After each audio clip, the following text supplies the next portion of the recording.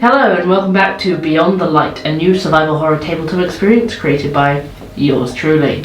I'm R, and I'll be your game master for this evening. Just a reminder that this series is for viewers aged 15 and up and may contain some unsettling scenes and themes. Feel free to check the description below before watching any episode for a list of content warnings. If you're enjoying our series and want to see more of it, check out patreon.com/Nyxrising, where you can find out how to play Beyond the Light for yourselves, read lore on the characters, and much, much more. Survivors, are you ready to do this? Yes. Yes, please. Let's get ready to rumble!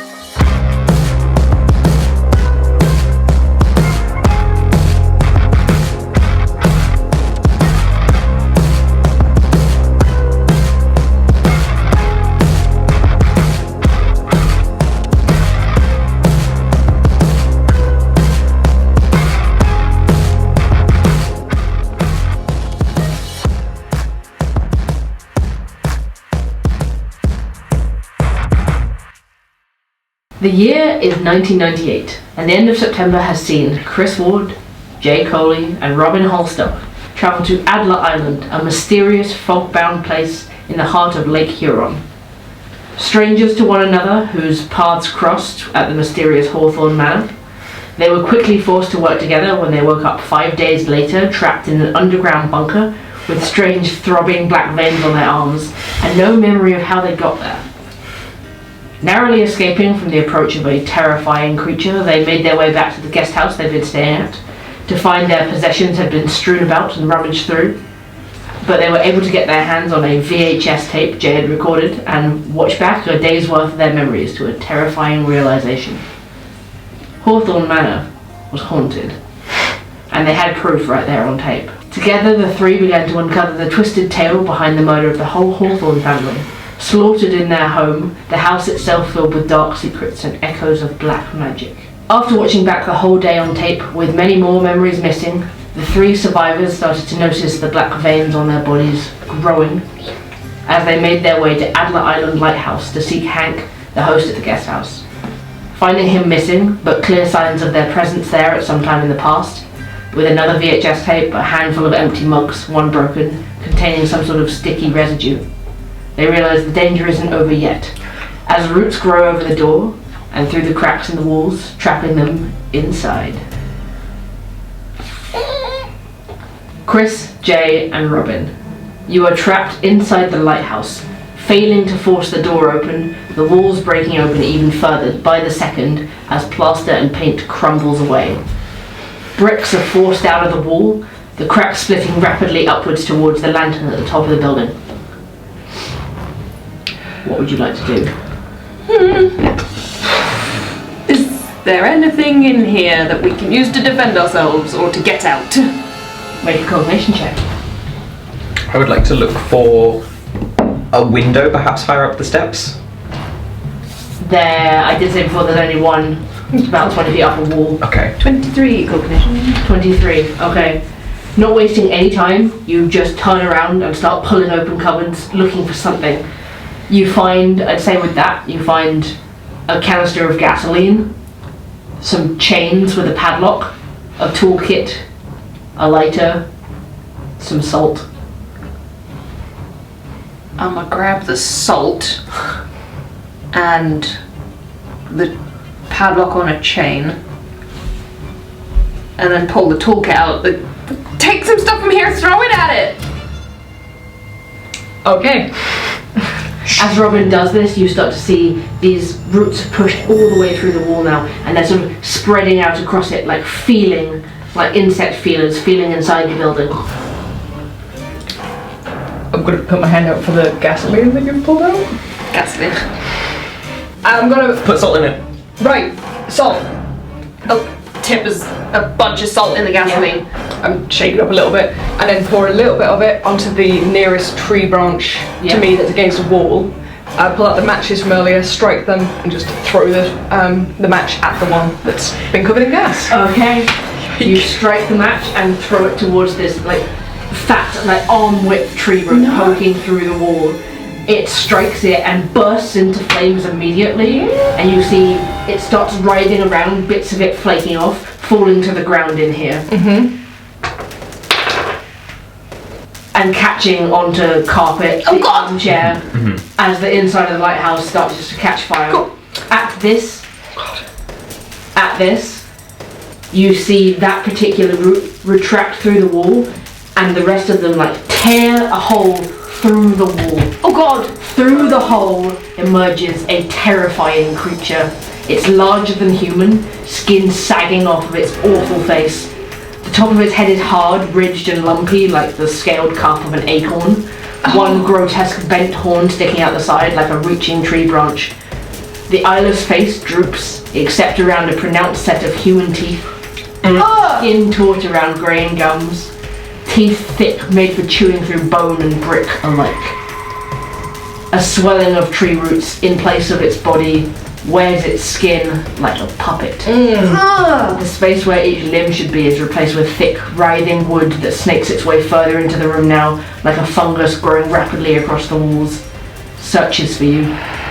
Inside this writhing mass of body, you see two human arms tangled in there somewhere, reaching around, elongated fingers with long claws that you recognize as reaching over the top of the bunker last night.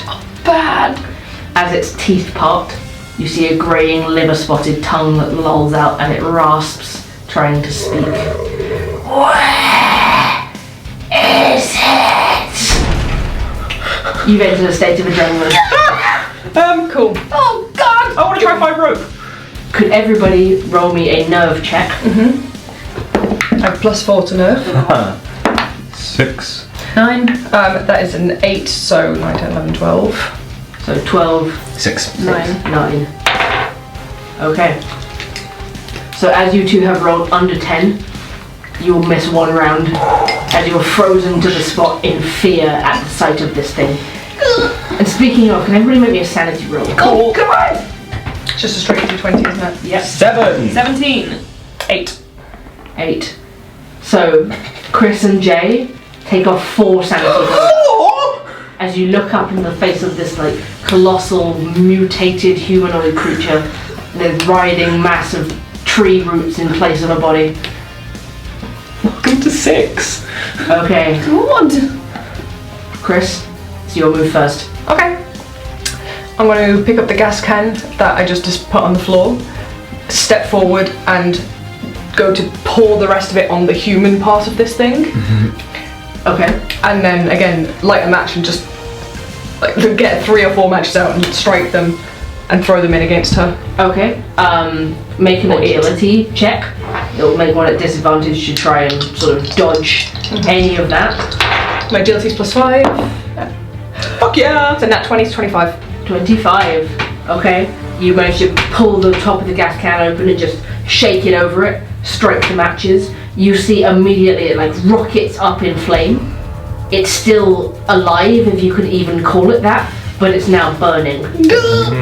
Because at least it started trying to retract last time. You see it's now burning tree root limbs, writhing around. One of them swings out and tries to smack you. What's your, I believe it's your grit score? 15. 15. It smacks right across you. And you take a rather severe burn across one shoulder and your chest, burning holes through your clothing as this thing catches across you. Lose 3 health points. Underneath you can see where the black veins are starting to spread across your chest. They writhe and bubble as the heat touches them. Oh yeah, so you'll now see that I've got them going across my chest as well. Cool. These two miss a turn, it's back to you. Okay. Obviously pad myself out. I will then pick up the iron bar that I had with me, Pipe. the Yeah. pipe, and strike the nearest one to me. Okay. Just roll agility again. Try and strike. I get an advantage again, don't I, for being adrenaline? Yes. 21. 21. You bring the pipe down and just smack off one of these limbs. Whilst it's already burning, you see it splits, but it starts to wither like flesh. that one retracts out of the hole in the wall. Go to see if we can get upstairs and use anything to get down here outside of the lighthouse, like the chain if it's long enough. With you this close, it's going to lean its head down and try and get you with its teeth. Okay. Critical was 15, wasn't it? Mm-hmm. You feel the teeth close on your shoulder, but you manage to shrug it away before it does any serious damage. Sick. Okay. Robin, I believe, was next. Yeah. So what current means of exit do we have down here? There's tree roots covering the door. That's the only exit. The other option is up the staircase towards the top of the tower. Or attempt some sort of stunt to get yourself up to the window. I'm gonna try and sprinkle salt on the tree roots that are around the door to try and get the door open. Okay. You sprinkle salt on them. Do nothing. It does nothing. Love that for me. And then the hole that it's coming in the wall, how big is that? Like, would that be big enough for us to get through or no? Not presently with it in it. With it gone, yes, it's easily 5 feet With it across. gone. Okay, I'm gonna take the padlock on a chain, swing it and try and smack it in its face and try and get it out. Okay, make an agility roll. 19. 19 hits. Woo. You just bring this padlock on the end of a chain right round its face, and you see it like embed into the sagging flesh, tear some of it. It lets out another shriek. It just, where is it? Don't know what you're talking about. It sort of cracks its neck, looks at Jay. It's your turn. So the door was like jammed by the tree roots. Yes. Does it have like any give to it whatsoever? Like not necessarily opening it, but it was a metal door, right? Yes. Okay, so we can't really smash it. I might do something really stupid. Always. I'm very reckless. Okay, Oh lad. how heavy is the coffee table? Heavy enough, it's made of wood. How big is it? Sort of, no, like a foot and a half Cool. diameter. Would I be able to pick it up, like, leg in each hand, shoulder it like a shield, Yes, absolutely. and fucking just like leap and tumble through the hole in the wall? We'll try and shove the creature out of the way. Mm-hmm. You can try. I will try. What kind of roll would that be? Agility or strength? So you're going to make me an agility roll to jump towards it, and a strength check to see if you can ram it out of the way. Agility 15, 15, okay. and strength is 21. 21. Yes! Okay. You just back up, just feeling this adrenaline pumping desperately through your body, picking up this coffee table. You two both see Jay run forward, jump onto the armchair, and just as it almost tips over, throw himself towards this thing, shoulder in the coffee table, and just ram it out the way of the hole.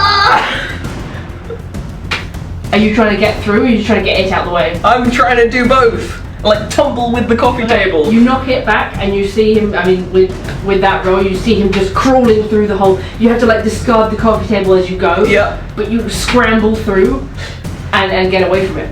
In the process, you do lose 2 health points, Yep. both from like blunt Being force dumb. damage and contact with the fire. Where's your camera? Ain't with him. Y'all can bring it. Is it in the lighthouse? I would have just like dropped it to do that. Okay. That's what I just figured. Okay. Okay. Chris. Okay. I will grab his camera if you can, and then run, Please. jump out of the hole as well, and try and swing for its face with the iron bar to keep it to tension for now. I'll let you do those things. You've still got one more time of adrenaline, so so that's agility to Get jump out of the hole. Plus 5 on my 20. That's a 19. That's a 19. Okay.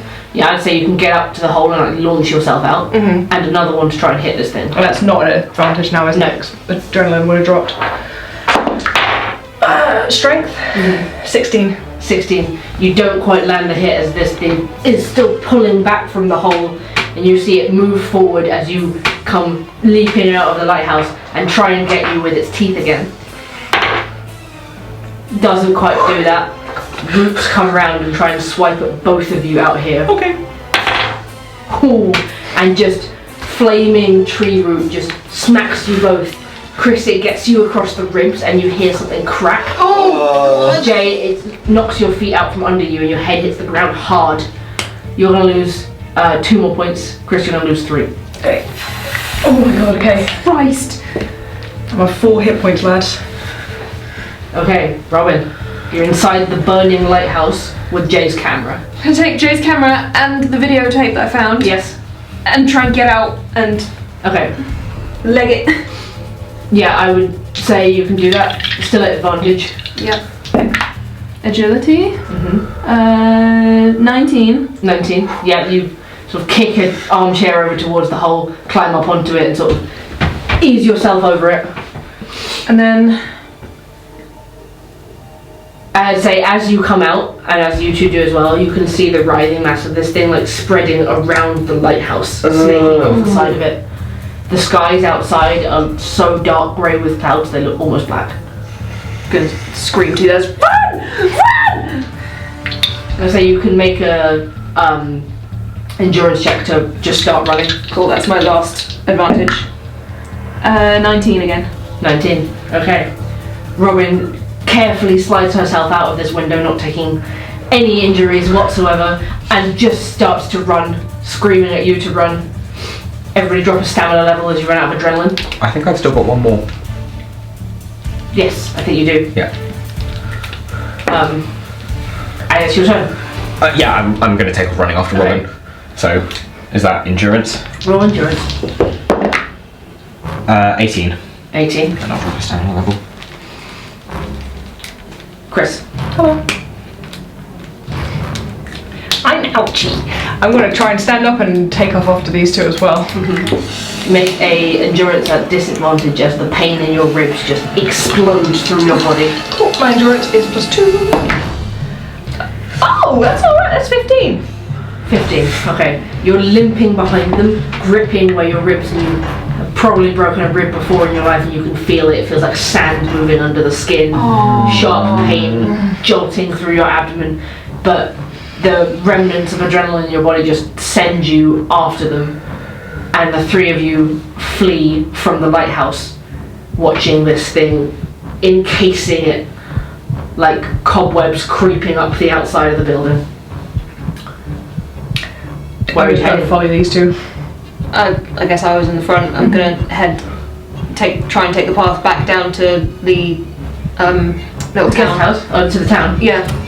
Yeah, you can run straight to it. You bolt past the guest house, don't even give it a second glance as you head down towards the town. And as you get over the ridge, down onto the path heading down to the beach, you suddenly notice the further you run, the clearer the sky gets. Oh my god. And you hear the crashing waves against the shore at the bottom. Glance back, dare a glance back at the lighthouse, and you're pretty sure you don't see anything.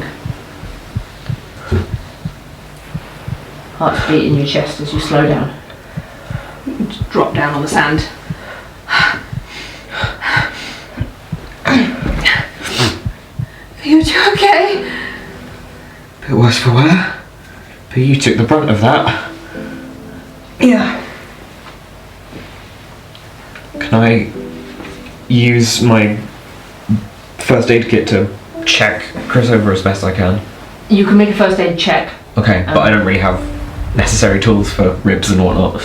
Not for ribs, you might have. Have we got painkillers with us? I've got naproxen. That's 16 just to check him over. 16 to check him over. You do, you sit him down, just check him over. You can definitely feel a rib broken. The burns are fairly surface level, and you use like one use of your first aid kit to like antiseptic them and put sort of a Anti-burn salve. a salve and sort of a dressing over some of the worst ones. The other two is just you two that seem okay. Robin, you haven't taken any injury. Jay, you've got like a few scratches, a few burns in your clothes, but I'm just gonna like pop into Proxin, take one. yeah. For painkiller you can take. So that was first aid kit, 2 health back, and 1 for the painkiller. Nice. But you can't get higher than 7 because Okay. you took a serious injury. Cool. I'll put a line there to remind myself. Does Island have a doctor? I'm gonna eat my energy bar. Okay. Take a health point back. It'd be real cool if this place had a doctor. Surely, right? You'd think. One would hope so. Let's just get into town and see if we can talk to anyone. And someone wants to meet us, right? At the Yeah. docks? Yeah. That's today. That's today. Did it say a time or? Sunday afternoon. Just afternoon. Well, I mean, we're in the right place at least. But like, let's just see if we can. I don't know. It would just be nice to see another person. Yeah. I need new clothes. Yeah. I don't know how much they're gonna trust me with all this black shit going down me. We just need to scrub up a bit. Yeah, can we go like lay low for a sec? What, up at the house again? No. Where then? Down here in the town somewhere. Robin, look at me. I'm covered in burns and these black things going down my chest. I've got a shirt that's torn open. Put my jacket on or something. I can hand you my hiking jacket. It's a very hiking jacket. It's, Okay, thank God. But Yeah, I did assuming. describe you were just wearing your regular coats. Oh. But so Robin has like a very oversized like brown check coat that you can just about fit into. It's quite form fitting.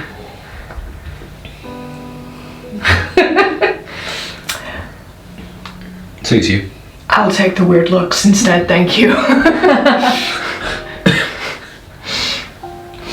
So where are you heading to in this state? What sort of time is it? It was about, you stopped watching the tape at about Six. sort of 10. 10, yeah. It's probably like just past 11. Should we pop to the general store? See if we can... I don't have any money. Oh yeah.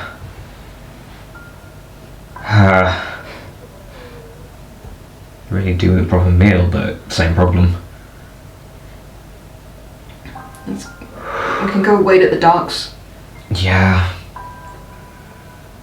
Just breathe some fresh air. Yeah. Come on, let's go. Okay. You make your way down to the Albury ferry dock. It's completely devoid of people.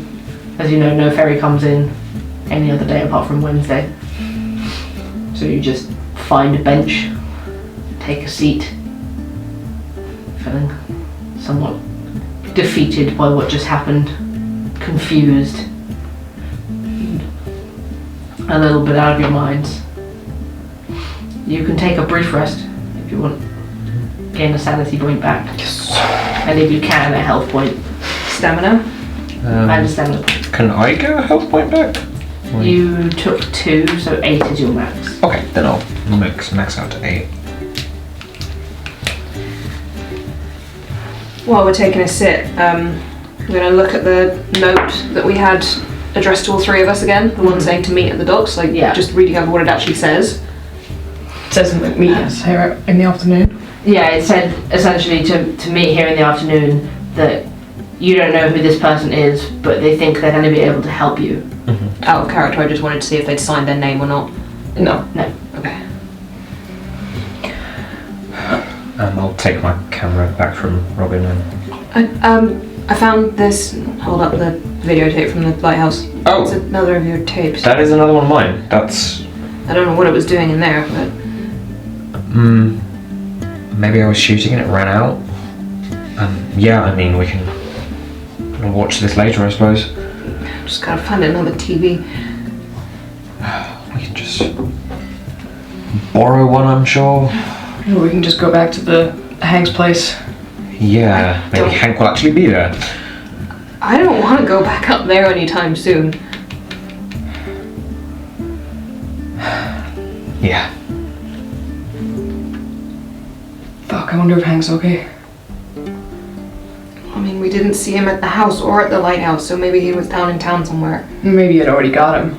I mean, there was that smashed mug. Yeah. Where is it? Why was it asking? What was it looking for? I don't know. No idea. Oh god. The more we learn about this place, the weirder and more questions I get, you know? I mean, if anything, hopefully this person has some answers. We can hope. Well, I mean, I don't know about you guys, but I've still got like 2-3 days that I can't remember. Same. Yeah. What happened in 3 days?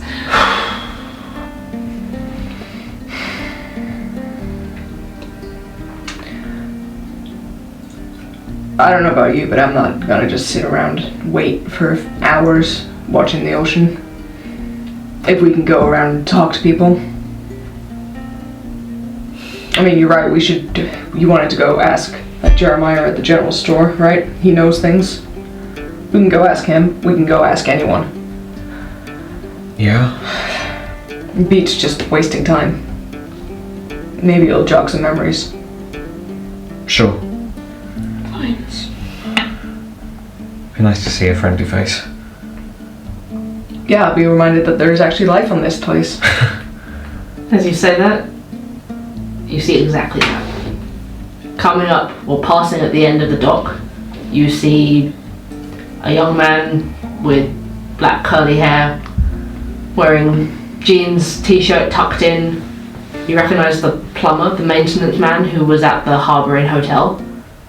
And he's just walking past the dock, but he sees the three of you, and then quickly heads towards you.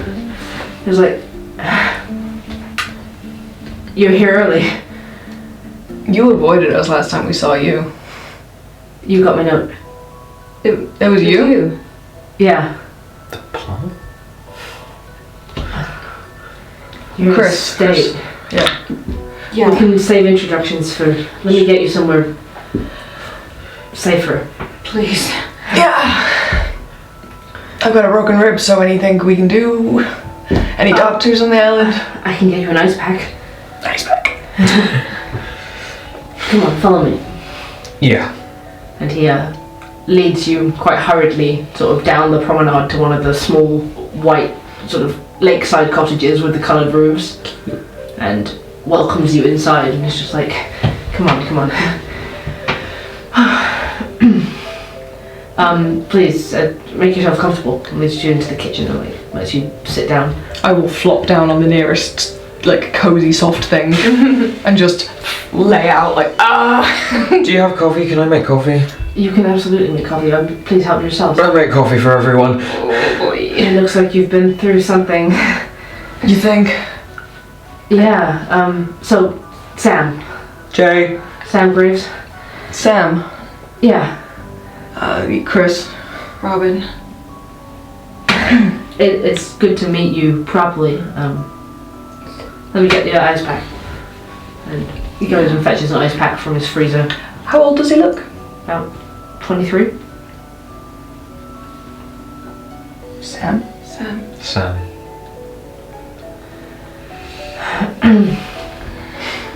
Give these two a knowing look like, we've heard that name before. We all exchange co-conspirator glances. You scared, Sam? Okay, well, it's sort of the opposite side of the table. So, I wasn't expecting you to turn up in this sort of state. What kind of state? Not this. I mean, I overheard the three of you on Saturday. And, Saturday. yeah, yesterday lunchtime. What were we doing? You were buying some equipment at the camping store. God, that would be nice. And you said you were heading into the woods, looking for something. Okay. Okay. I mean, I was trying not to eavesdrop, but I heard him the other day about you going up to stay with Hank and looking into the stuff about the Hawthorns and Yeah. Yeah. Do you know anything about that? my mother was their housekeeper. Wow. You and Keenan didn't get on, huh? Well, I don't know whether I'd say we didn't get on. It creep you out? Yeah, how do you know that? We found some belongings when we were exploring the house, and it seemed that he was into some weird stuff. He definitely was. And cutting animals open and stuff. Yeah, Creepy kid. it was pretty strange. Can you tell us anything about the day they died? Or anything leading up to that? I can tell you that my mother, she started acting strange, saying that we shouldn't be there at the house anymore. That something weird was going on. Did you live on the property or? We did, yeah. What was your mom's name? Renee. And we lived there for about 5 years, and she really liked Catherine Hawthorne. You know, they were good friends, but I don't know, after Catherine got sick, she started acting real strange, and Cedric got increasingly aggressive and isolated and bizarre.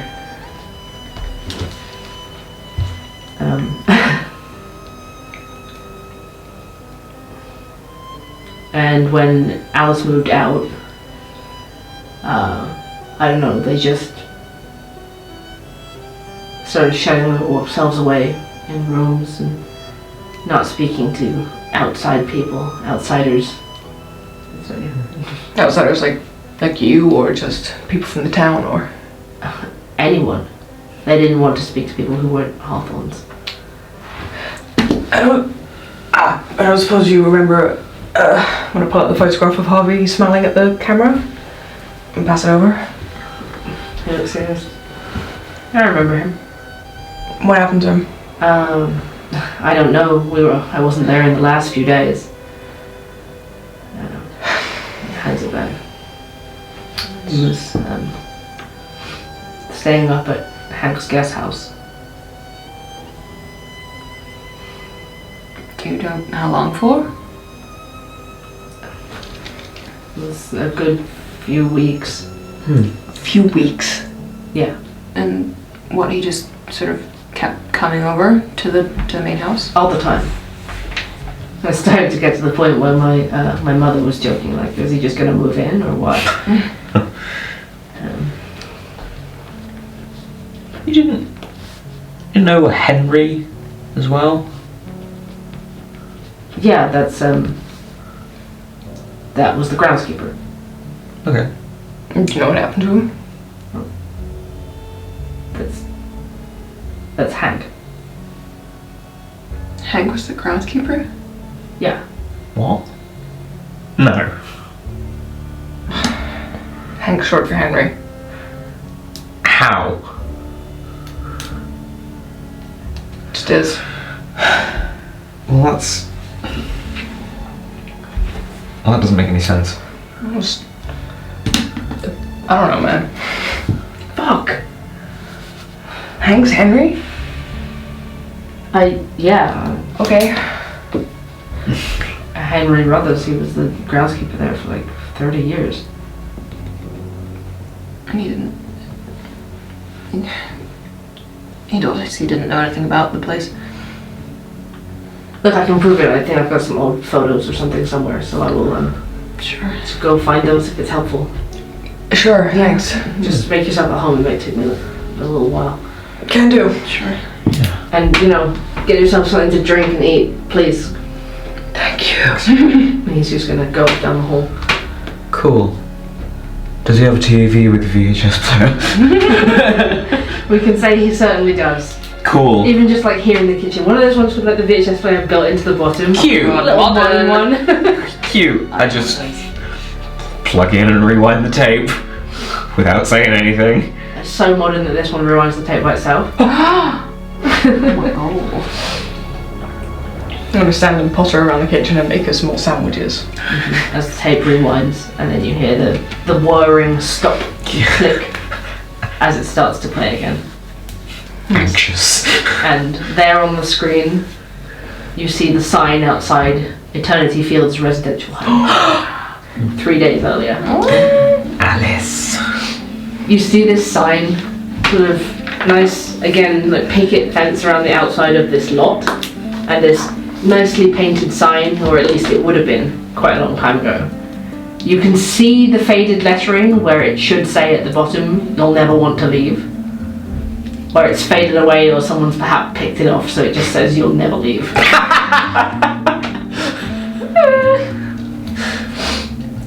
But there's a nicely tended front garden, some like flower bushes, peonies, daisies. This is nice. This is nice. Cute. I wouldn't mind coming here. You got some good views. It's a like long, sort of unornate building. Sort of Juliet balconies outside the room, so no one can actually go out onto a balcony, but it looks nice. They can from think the about outside. it. Yeah. It's probably got some nice views over the water, if there wasn't so much fog. Cool, I guess we head into the reception area.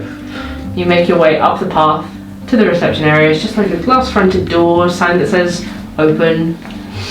And you step inside, and there's a sort of slightly older woman, curled blonde hair, like sort of curled in around ear length, sat behind the desk, a little frumpy but looks smiley. Name badge says Emma. Hi, what can I do for you? Hi there. You wouldn't happen to have an Alice Hawthorne living here, would you? She looks very surprised. She goes, "Oh, yes. Yes, we do." No one's come to see her in a long time. Okay. Is it possible for us to see her? I got a letter from her a little while back. Let me just. Are you family or? Not exactly. No. I mean, I assume I have the letter, like from her. I'll show her. Like she asked me to come here to chart her ancestral history. Okay. Just take a seat. Sure. Take a seat, and I won't be long. I'm sure you can. Thanks. You Take a seat on these sort of slightly squidgy plastic chairs. It's like a large foyer living area, so they've got the desk at the front, but there is like a living room area for the residents just to sit around in. Some of them watching TV, some of them like practicing playing bridge. Everything's very blue, like pale blue curtains, that sort of medical colour. Weirdly clinical. Yeah. We'll say that while we're here, like obviously the camera is rolling, but Jay's sort of carrying it as if it's not, so that he doesn't have to ask permission. You're getting sued, boyo. Strange clips at hip level. Yeah. Just kind of like tilt it up with my elbow. You see quite a few people sat around in this area, like quite a few older residents. Would like to point out, even from a low angle, it's still not a bad angle of Chris. That's his good side. 360 is his good side. You sit there for a while. You've probably got like 5 minutes or so. I enjoy not having broken ribs, and I'm just like, oh, it feels really nice to just Breathe. move and breathe. And But you don't know why you're wondering I that. don't know why I'm thinking about it, but it just feels good. I was just thinking about it. Just thinking about it, it's just organic, you know? So, okay, we should probably go through what exactly we want to ask Alice, because there's a lot There's a lot. about why she brought you here, Yeah. Evelyn, Yeah. and just her family in general. Just her family in general. Anyone else got any ideas? What her son was doing? Yeah. Why they crossed out that picture of Evelyn. I don't know. I think we'll figure it out when we get in there. I suppose so. It's fine, we got this. It's just asking a lovely old lady some questions. They love to talk. But they do. Yeah, you're right. In my And if experience, she's they not love to had talk. and if she's not had visitors for a while, she's going to love the attention. Sure, okay. As you sort of just sat there, one of the older residents comes in. He's like wringing his hands a bit, looks a bit sort of out of it. Old guy, like greying hair, dark skin, kindly face, but just looking a little bit sort of completely gone. He comes and sits down on a seat near you and it's just like, I saw them. Hey, Every night. everything okay, sir? I saw them. What'd you see? Those little ones with no faces. I saw them. Every night. Outside of our house. What house? Here? Our house. Right. She was sick. She was very sick. Who was sick? She was sick. And Right. then he took her away, turning into a tree. You better believe it. You're talking about the Night Stalker? Hawthorns. Uh-huh. Those little monsters with the no faces. I saw them Yeah. outside of our house Got no faces, right? every night. Every night. Every night. And then they took her away. Who away? Her. Lucy, my daughter, took her away. And you see one of the nurses come out and just see the three of you sort of leaning over and listening to this, and they're like, "That's enough, Graham." Where's your note? That's enough, Graham. Smiley face. I suppose I'll write it in my book, along with all of this other stuff he's been spouting. That's enough, Graham. You see this nurse come over and just, "I'm so sorry." Start leading him sort of back towards his room. "Come on, Graham, it's gonna be okay. I saw them every night. Every night."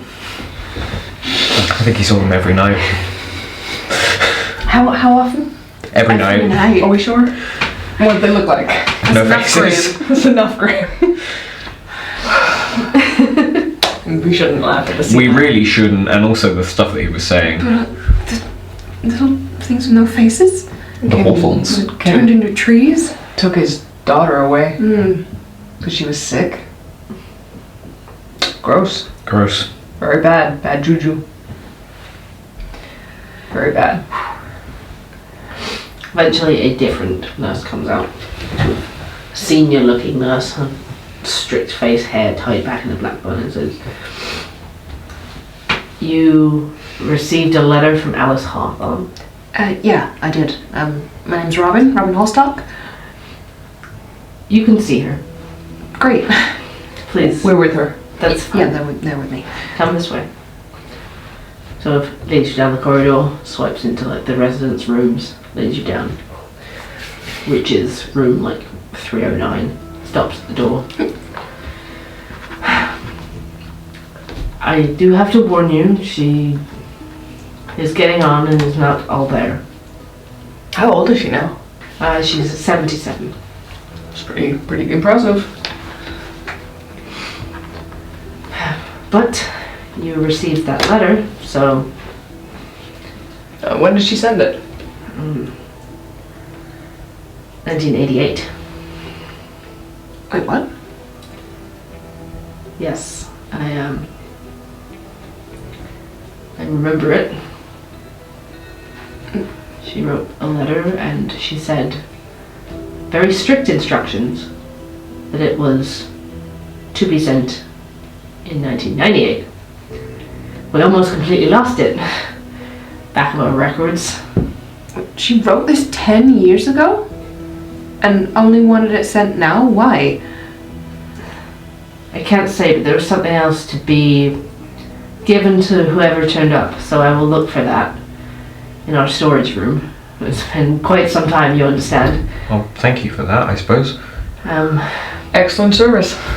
Wow. Okay. We do what we can for our residents. Definitely. Very respectful. Most of them come here and don't leave again, so try and make their last days as good as we can, fulfill all their requests. So I will let you see Alice. Many thanks. And she opens the door to like quaint, not too small room. It's got a private bathroom coming off it. So there's long sort of thin dangling curtains on the little plastic wire. The window, you notice, has like wire in the glass so it can't be smashed. And she's sat there in an armchair. You see Alice Hawthorne, now this slightly sagging, plumper woman, grey hair which was in a neat bun in the portrait that you saw, sort of like now wiry and a bit straggly, a lot shorter. Still got the same sort of kind hazel eyes, although they're kind of distant. And as you enter, she's muttering to herself. Where did you put it? Where is it? I need to keep that. I need that to keep me safe. Where did you put it? Where is it? I need that to keep me safe. And the nurse leans in and goes, Alice, you have visitors. See her eyes sort of flick up to you and then back down to the floor. Where did you put it? Where is it? Need that. Keep me safe. She's like, she's all yours. Thank you. Thanks. Guess we'll head in. Yeah, sort of like find a corner table or something to sort of set the camera down in so it'll get everyone in shot. Crouch down next to her, like hand on the arm of the chair. Yeah, I'll come do the same. She looks between the two of you. Hi, Alice? Can I call you Alice? Where is it? I don't know. I don't know if you would remember, but you wrote me a letter 10 years ago. My name's Robin. Where is it? You asked me to come and make a big family tree for you and chart your ancestral history. Does that ring any bells to I you? need that to keep me safe. Okay. What do you need to keep you safe? Where did you put it? I've already packed it. It's in your suitcase. Did you wrap it up properly? Yes, Mother. What are you doing? You know that without that they'll get me. They might get me. We're not going to let anything get you. That's why you're going to the home. But you won't be safe. He's here, you know. Larson's son. You're not safe from him. He wants to start it all over again. You're just being paranoid. Maybe. You still have that sculpture she made? I will rifle through my bag and find the anguished man statue that we found. See if it jogs her memory. Alice, do you remember this? You see her look up at the sculpture and sort of brighten up a little bit. Hands tremble a bit as she sort of mimics sculpting clay for a moment. I'll hand it to her. She holds it. Did you make this? Yes. I did, yes. It's beautiful. Did you like sculpting a lot when you lived at the big house? All the time. Must have been nice to look out at that view on the balcony. She sort of notices the three of you properly and is like, oh, visitors. Nice to meet you, Alice. I'm Chris. Chris. Jay. Jay. And Robin. Robin. Sort of lingers on you for a minute, holding on to this sculpture and like rubbing her hands over it comfortingly. Do her eyes look a little bit less glazed A now? little bit less. She's attentive now. Yeah. I'll try again. Alice, I don't know if you remember, but you wrote me a letter 10 years ago and asked it to be sent now. I don't know anything about a letter. It was a letter asking me to come here and chart your ancestral history, like draw out your family tree. I don't know. That's okay. That's okay. I just wondered if you did remember, but it's okay if you don't. Can you tell me anything about your family? You've got your son, Cedric. Yeah? And then there was his wife, Catherine. And what about your daughter, Evelyn? Evelyn. I don't remember the other names. No. What do you Do you remember? know where Evelyn is? We can get in touch and get her to come visit you. Did she go somewhere? She went to the mainland. To the mainland. When was that? Must have been a long time ago. Long time ago. She wasn't interested in the books, was she?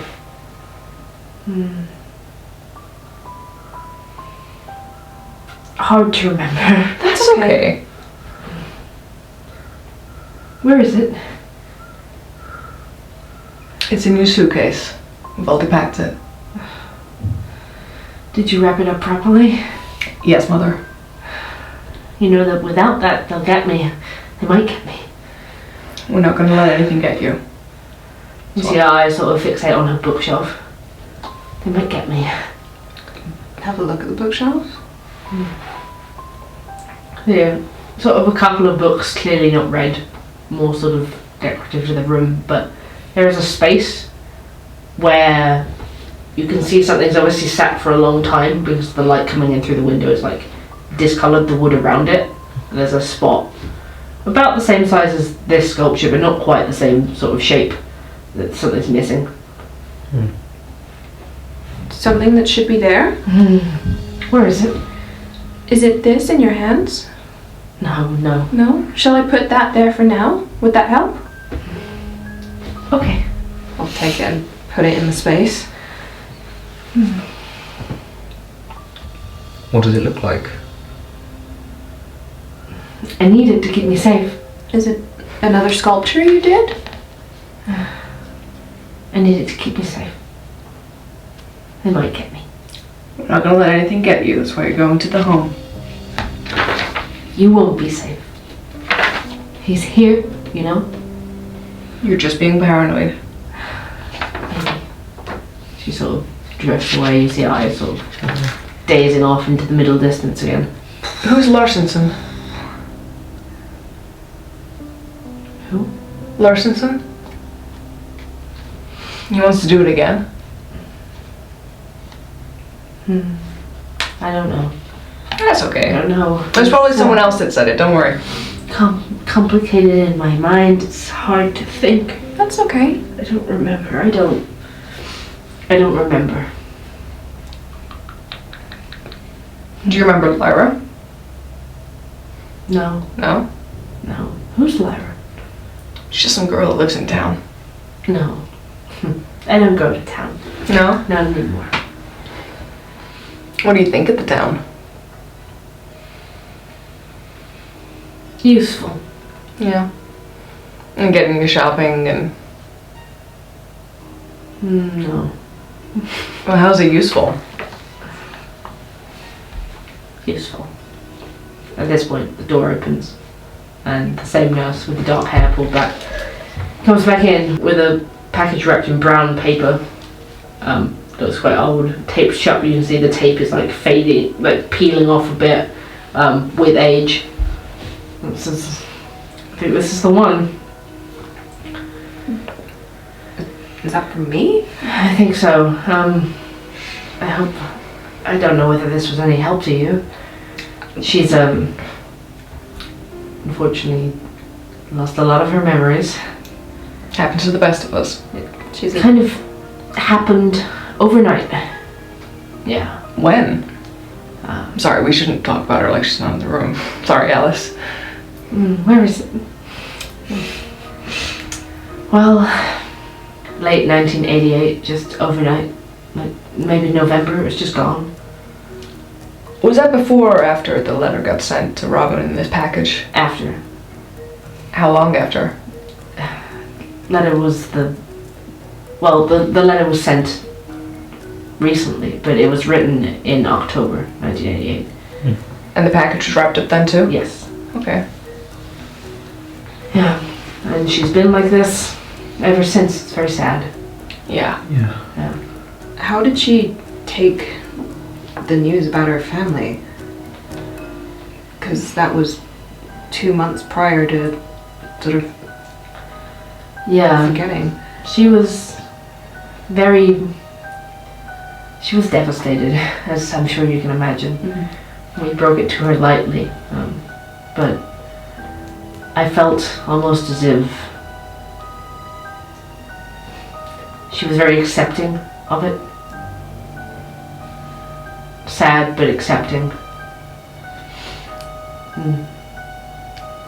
She doesn't seem to remember her family now, so I suppose that's a small mercy. Yeah, I think so, with the state of the tragedy as it was. In a sad way. Her continued care here is paid for by the groundskeeper. Henry. Yes, Henry Ruthers. He sends her medicine here from the mainland. Sorts it out every month. That's nice. In fact, it is time for her medicine soon, if you don't mind waiting a minute and Sure. Yeah. When you're out there, I don't suppose it's possible to get an address for Henry Ruthers, is there? Sure, I'm sure we can. And then she leaves the room again and come back. She just puts the package on the side, comes back a couple of minutes later with like one of those brown medicine jars. I was like, Alice, it's time for your medicine. And sort of crouches down to her in the chair. Alice looks up. There's some recognition on her face for this woman. You see her pour out a spoon of like this sort of thick, golden syrupy liquid and feed it to her. And Alice dribbles a little bit of it down her chin. Nurse gives her a little bit more to make up for that. And it's like, it's a sad way to be. At least she's got care. Of course. There's worse situations to be in. Well, precisely.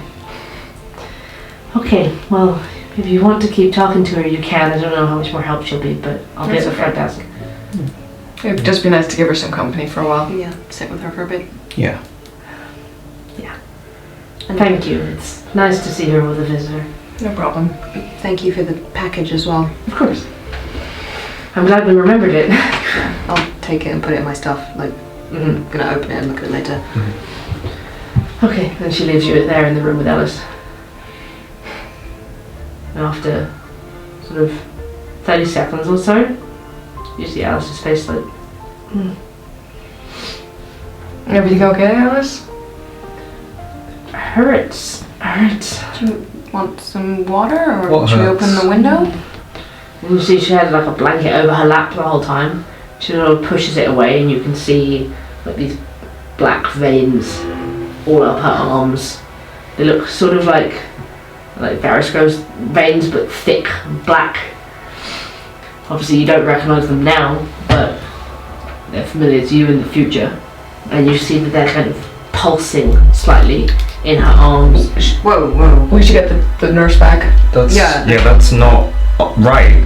As you sort of look back and forth between yourselves in panic, you see them rapidly spreading up, like underneath her dress, and then you see them coming up on her neck immediately at the neckline, and she starts Nurse! hands coming up to her chest and just sort of clawing at it. As she pulls the neckline of her dress down, you can see this sort of throb of black veins over where her heart would be. And then all at once, before you can react at all, you see her veins explode out of her arms, the skin tearing, and in place of blood, just these tendril-like black roots coming out of her arms, spreading over the chair, spreading rapidly around the room. And you hear, "Where is it?" Oh my god, I set an old woman on fire. As these sort of bumps start to raise in her head, like hard wood coming out of her skull, and her mouth twisting into a grin, the skin pulling back. "Where is it?" And she shakes, and then you hear scratching at the floor and the walls, and you swear the sky outside the window is getting darker and darker as her body starts to convulse. Jesus Christ! Everybody out. Move. Picking up the camera, getting out of the room. Running.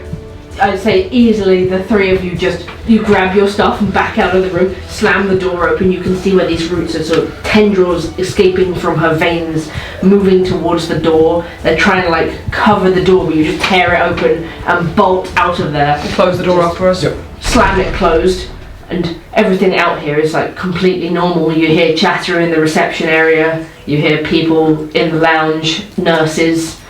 Yeah, nurse. Where's the nurse? You're able to grab Emma again, who's like, what's going on? Something terrible's happened. She's not okay. We need to get everyone out of here right now. Oh, okay. I should check on her. No. Goes to open the door. Are you trying to stop her? Yes. She was getting violent. It's okay. We're trained for that sort of thing. She just twists the handle and pulls the door open. Inside, you see absolutely nothing. Except Alice Hawthorne, face slightly twisted. She's not moving in the chair. Her hazel eyes staring distantly, rimmed with tears, so chest is just still. I was like, oh, poor Alice. I'm so sorry. We freaked. We must have had it. She must have had a fit or something, and it just freaked us out. Sorry. No, it's okay. It's okay. These things aren't easy to watch. She goes inside to check her over, and it's just like exchange a look with these two, like, What? I need to sit down. Yeah. Sure. Yeah. you make your way back into the reception and just sit down in the seats for a minute. As you go to take a seat, roll a sanity check. 9. 13. 4. Okay, Robin, you're okay as you just sit down and sort of try and compartmentalize this in your head. Jay and Chris lose 3 sanity points. God, I'm 7 on both the future and the past, mate. I'm 6 in the past.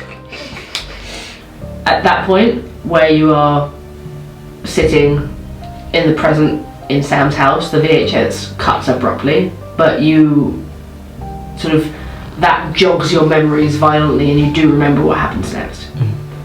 You remember that you just leave the care home with very little else to say to any of the nurses as they sort of give you their apologies and you mutter apologies and get out of there. The Canadian and the Englishman are just like, sorry. I'm so sorry. I'm so sorry. So sorry. I'm so sorry. And you make your way back to the Beacon House guest house to just calm down from that. You're back up there. You'll gather in the twin room. Sort of just been silent on the whole journey back here. Now just sitting down and trying to wrap your head around that.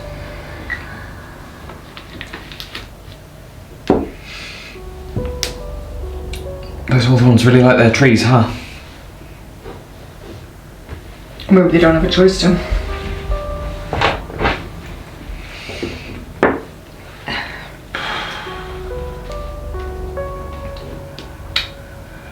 What if what Alice was looking for was that package she sent you? Robin? What? Sorry. The thing she was looking for, the thing she wanted wrapped up in her bag. What if it is what was sent wrapped up to you? Surely she would have had it. If it was something to keep her safe, she would have. But she lost her mind just after wrapping it for you. But she was looking at a space on her. I don't know. I'm just. Can you look at it? I'll bring the package out. How big is it? Like what? It's about the size of like a big thick book. It's quite weighty. Okay, I'll unwrap it. Like, is it addressed to anyone? Like, does it have a name on it, or? It does not. Okay. In fact, it says just written carefully in one corner, Alice Hawthorne, to deliver when someone arrives with a letter. It's like a label they've left themselves. Mm-hmm. Okay. I'll unwrap it carefully. You unwrap it carefully. Immediately, something falls out of the bottom of the paper. It's an iron key. Ooh. It looks just like the key with the face on it that you found, but instead this time, around the stem of the key, a snake is carved. Sneaky. I guess I will pick that up. Bit like the other one I've got. Snake or face? Snake or face. I wonder where that goes. Probably back at the house somewhere. Snake door. Yeah. Unwrap the rest of the package. Pocket that. You now have snake key in the past as well. Inside, you have. It is a book. Look, inside the package is a book, and there is a letter. The letter says Robin on it. No, fuck off. How? What? Excuse me. Used. Pardon? Okay, Mint. Fucking mint. Mint. So there's a letter and a book. Yes. Okay. The book itself is a leather-covered journal with now fading an oak tree sort of hand-carved into the front of the leather. You flick the front of the journal open and you see that it belongs to a Benjamin Hawthorne. Woo! Oh, So I Benji have boy. that in the past as well now. Yeah, you do. You have acquired it. Are you opening the letter? It's just a white envelope, a cream envelope with Robin written on the front, sealed. Can I open the book first? Okay. If that's right. Yeah. You open the book, you sort of flick through a few pages, there's a lot to read in here. This is thick. Just flicking through, what sort of gist? I believe I will cover the gist again. Pertains to the history of a town called Oakwood, which looks to have existed on Adler Island a few centuries ago. It's a handwritten journal, and there's like a sketch in there of the island. Location of Oakwood seems to be right in the centre of the island. You see glimpses of information on like passing concepts of some sort of gods that people of Oakwood worshipped. Some kind of magic or ritual. This is a lot to take in. Is it all written in the same handwriting, like it's done by one person, or is it done by multiple people, like over the years? Yeah, it does look like it's all written in one person's handwriting. Okay. And it's like full, this thing? Yes. It's like a heavy tome, handwritten. Well, I've got some bedtime reading. Fun. I'll open the letter, I suppose. You open the letter and feeling sort of somewhat unnerved by this whole idea that in 88 someone on this strange little island could have known to invite you here. The date at the top of the letter, October 1988. It starts, Dear Robin. Big hate. It has been so many years since I last saw your mother. Boy! Is your mother called Evelyn? I hope this message finds you and her both in good health. When Evelyn left us in 1958, she said she would have nothing more to do with this family. But I'm afraid she may have left you no choice.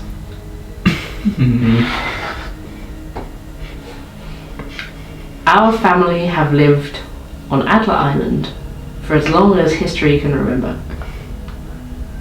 The Hawthorns have been tasked with keeping it safe. You will learn more in your time as you piece together our mysteries. But in case time is shorter than I had hoped, I will try my best to give you everything you need here. I hope that you can find it in your heart to believe me, because so much relies on this, as terrible as it may seem. Have you ever seen something that you did not believe in seeing? Caught sight of something out of the corner of your eye that isn't there when you turn to look? Have you ever felt as though there was someone stalking behind you through the night when there is not? Or a monster waiting in the dark the moment you turn off the lights? These things are real. They await us in the dark place, those endless, godless woods of eternal night. That netherworld beyond our own that should exist only in nightmares. Adler Island lays on the border between this place and that netherworld. Fuck! The divide here is so thin that in the dark you will see glimpses of those terrible things from time to time. Our family in particular needs protection. Please see the book I have enclosed with this letter. For a fuller understanding, it is far too complicated to put down in words on a page this short.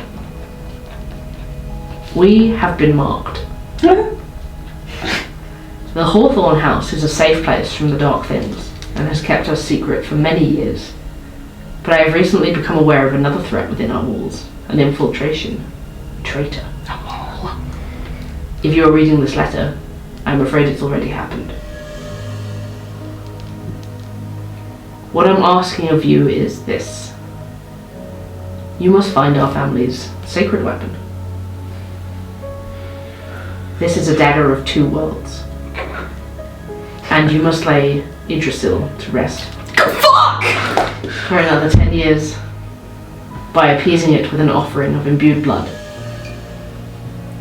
It is kept with our shelter, underground, deep in the woods, in the clearing where Oakwood used to stand. Cedric keeps the weapon in his safe there. The code for the safe is the date the town was founded. There too you will find the Icarid imbuing. It is below the tree that you will find our altar. This must be done before the first moon of autumn reaches its full quarter, and must be repeated every decade to keep the old ones from breaking the barrier through to our world. No big deal! Just catch. Your mother could not stand the truth, and that is why she left us. It is my deepest regret that it was my raising of her that failed our family. But I have faith that you will not fail. If you have her spirit, you will understand the danger presented here, and that you must step up and stop it.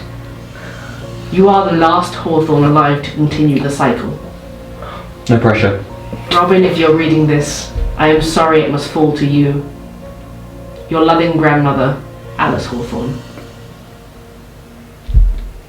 I just watched my grandma turn into a tree! Just girly things. Girly things. Hate that. After reading that out, Robin's just quiet for a long time. I take it she didn't read that out loud. Yeah, Okay. she did. Okay.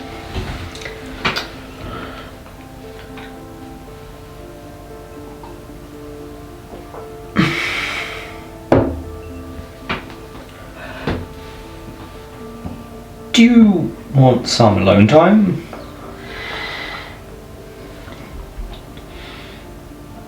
This can't be right. This can't be right. Was your mom's name Evelyn? Her name's Eve. Evelyn. Holstock. Hawthorne. Holstock. Was that not your dad's name? Yeah, I guess. I never knew her maiden name. It's probably to keep you out of all this, I'd assume. She always said someone was trying to get her.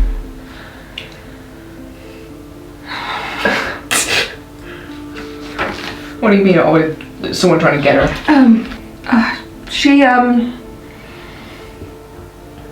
She passed away in like really weird circumstances. What kind of weird circumstances? Yeah. Cops couldn't really figure it out. Never really pinned it down. Like, all they said it was like some kind of animal attack.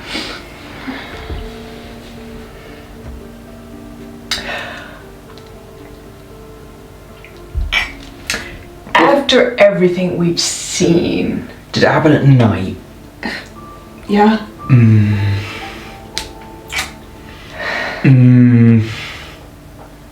I think you know what we're insinuating. I have to lay Yggdrasil to rest every 10 years? We did say there might be a family curse. Hey, we'll help, I guess. Yeah? Yeah, we can Yeah, sure. I'm gonna take 5, if that's okay. I wanna go read this again and probably again. And this journal. Yep. Yeah, don't wait up. Cool. Gets up and goes. Sasha, could you leave the table?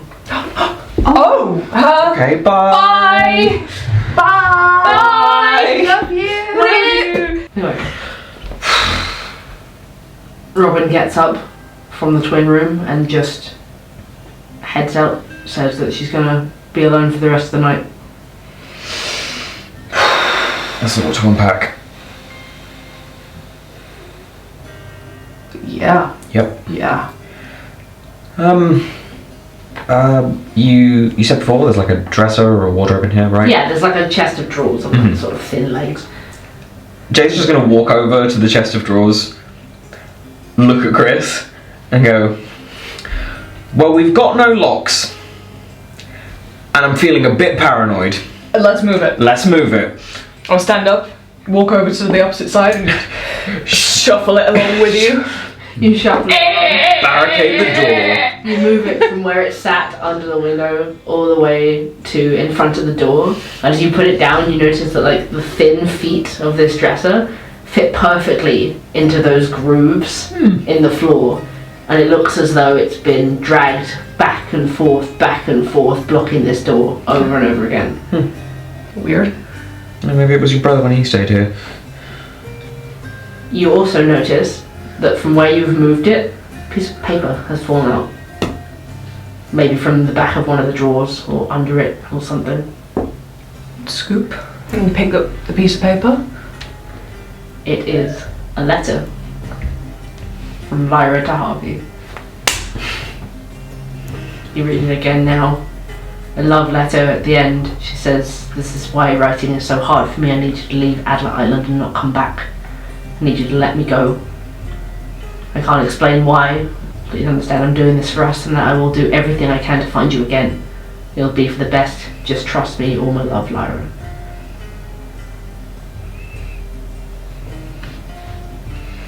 Oh my god. You good? Where's your letter, huh? I hand you this letter to read over. Everyone's getting letters, it seems. So where's yours? I mean, I don't really know anyone here. I'm just here chasing cryptids for TV, which seems a bit daft after all this, but... A little bit. And kind of poor taste. kind of poor taste. A lot of poor taste. A lot of poor taste. You know no one's going to believe what you show them either. No, they'll just think it's cool special effects. I'll cut it together and maybe I can make a found footage spooky horror film. I'm sure those would be big one day. Nah. It sounds like... it sounds like shit. You know, a group of friends going out and getting lost in the woods. Come on. No, it'd be great, be a hit. Nah, it's never going to sell. 1999. Which project? Oh! 1999. Oh yeah. One day. One day, I'll get no credit for it. They saw yours at a small film festival and like, Well, ooh.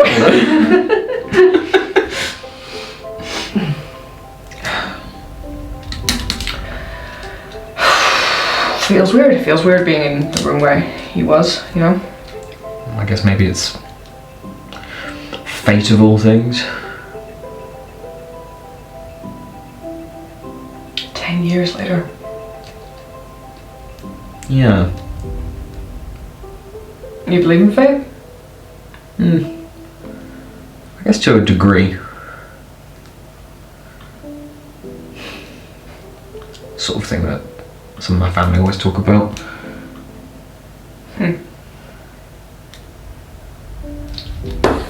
There's a lot to unpack here. Yeah. Larsonson, I've not heard that name before.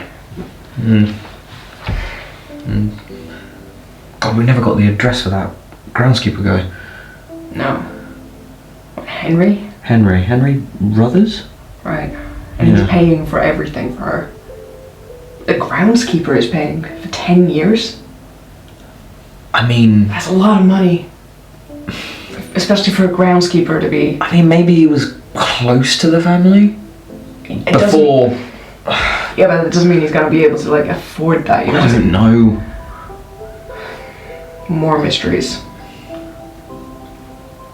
And did he kill them? Kill him? Oh, maybe that's why he's paying. Or because he feels guilty? Yeah, well, I don't know. This is... messed up. Yeah. Yeah. Yeah. Yeah.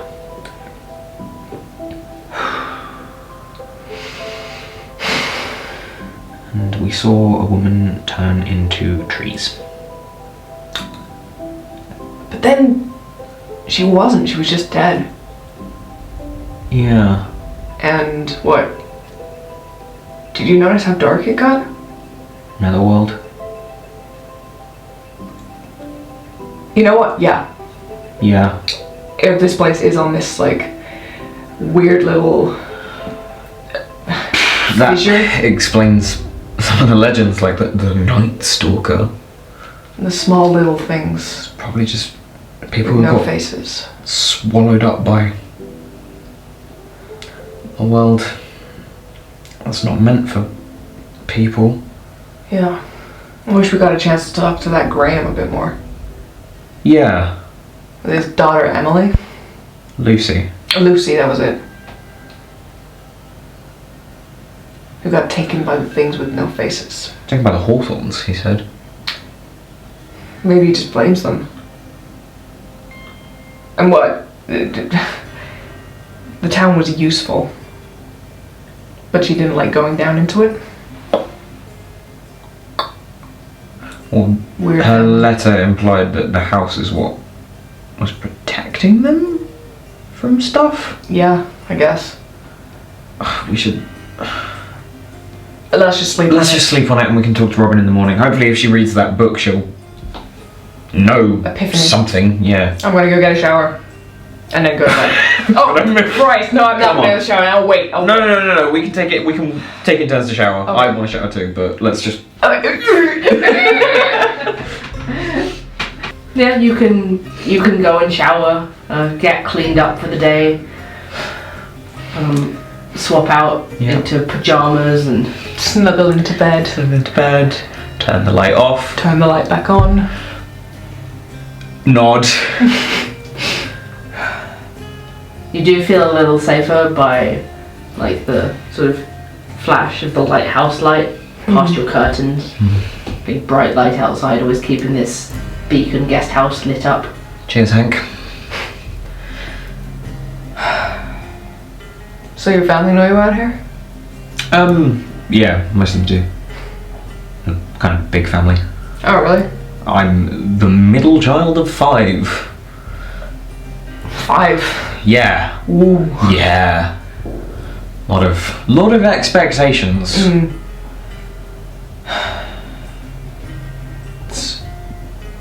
So my older sister got more into chemistry, and she taught me some stuff, which is why I'm interested in it, but it wasn't really my thing. And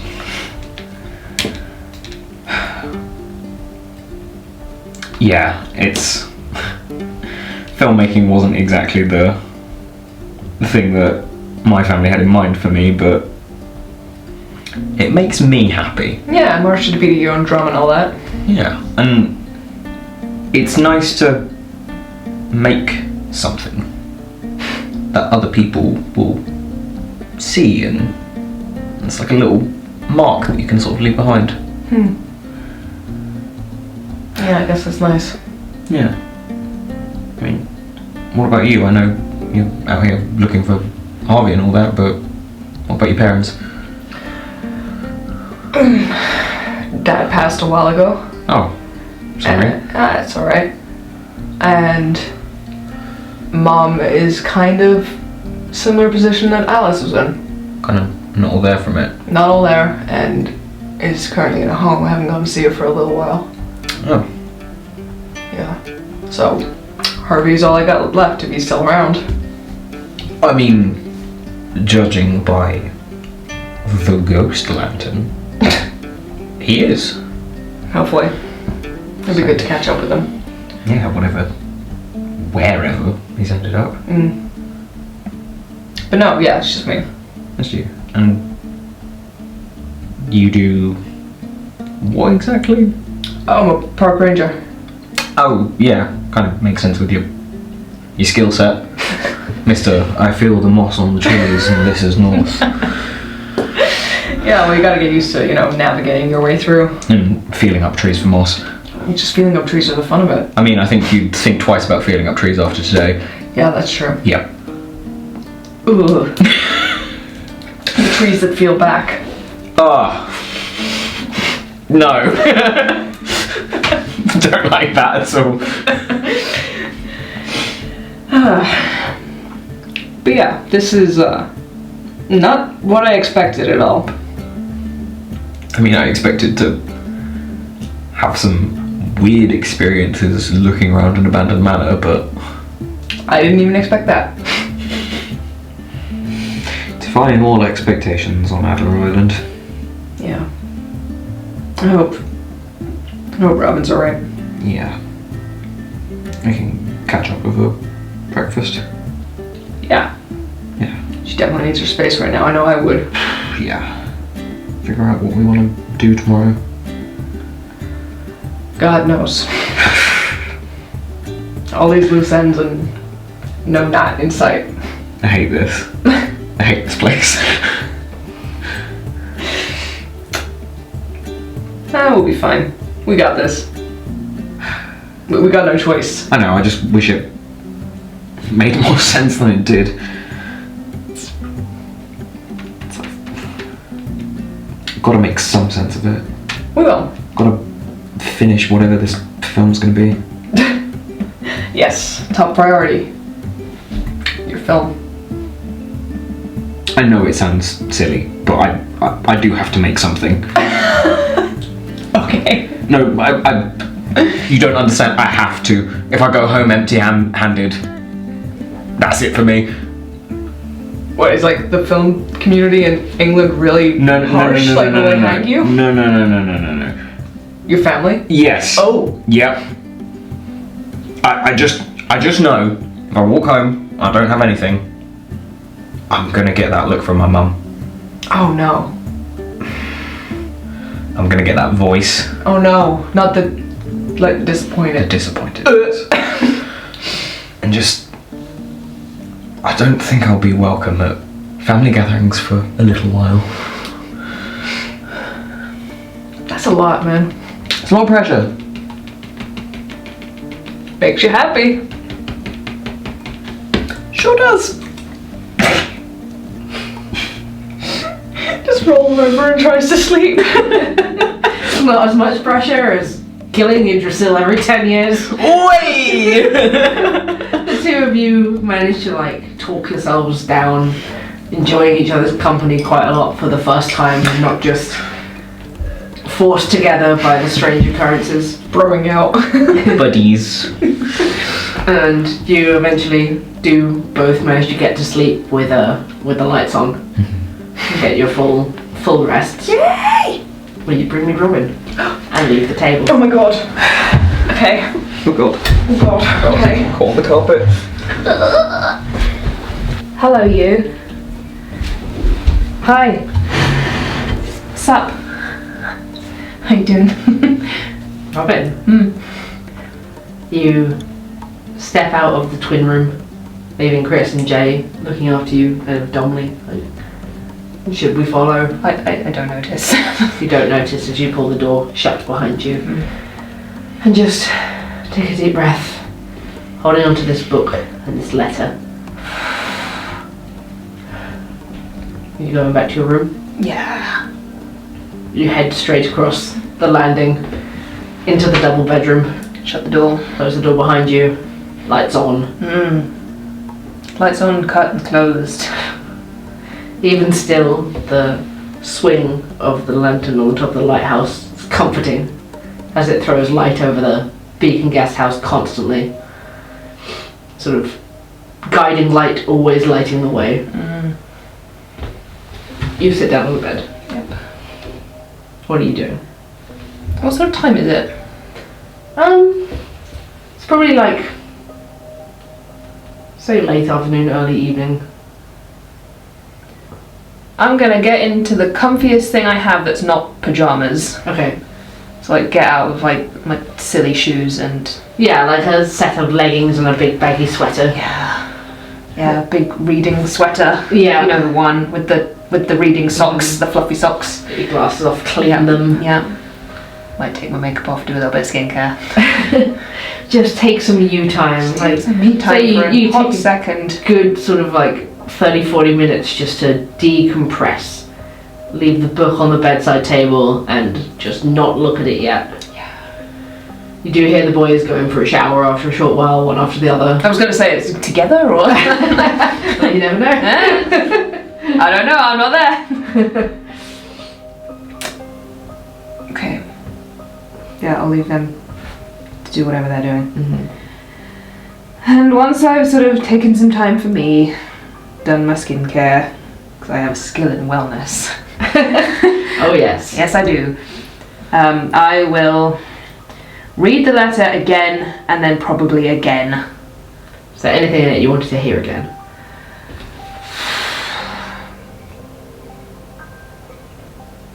I know the general gist of it. Yeah. Just re-consuming that information.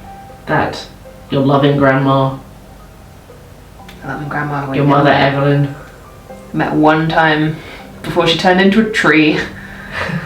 My you mother Eve, not Evelyn. Eve, your mother Eve, and you remember as you sit there the strangeness with which your mother would never talk about her past, and the way it drove you insane with frustration to not be able to know your mother's side of the family. Yeah.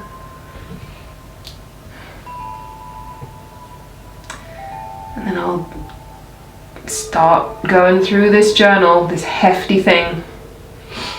Okay, you sit back, cross legs on the bed, flip open very carefully the page of this extremely old journal, probably the oldest relic that you've ever handled yourself like this, without gloves, without anything else that you would usually use for an antique. Doesn't quite feel right. You start to read the journal of Benjamin Hawthorne. A Hawthorne that, as far as you can tell, started this all. You read about sort of quite a few years past 200 years ago, the town of Oakwood. You get the gist after a short while that obviously the town of Aubrey was never here before that. Like, that was founded in some time, in 1865. And Oakwood seems to have existed for a significant chunk of time, longer than that.